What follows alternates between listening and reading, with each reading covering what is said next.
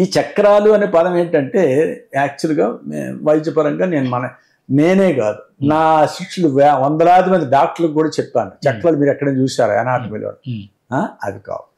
లేదు సూక్ష్మ శరీరంలోనే ఎనాటమీలోనే అవి చక్రాలు ఉన్నాయి, అవి కావు.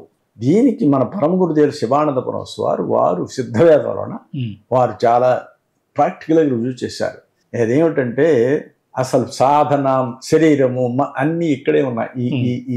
ఈ కంఠం పైనే శరీరం, ఇదంతా స్టాండ్, ఇది స్టాండ్, దీంట్లోని చక్రాలు కాదు, ఇక్కడి నుంచి ఇదే. ఇది చేసినప్పుడు ఏంటంటే ఇక్కడ మనకి ఈ సోకాల్డ్ ఆజ్ఞా చక్రంలోన మన మనసులోన అనేక మార్పులు జరుగుతుంటాయి. ఆ మార్పుల్నే చక్రాలు అన్నారు, షడాధారాన్ని.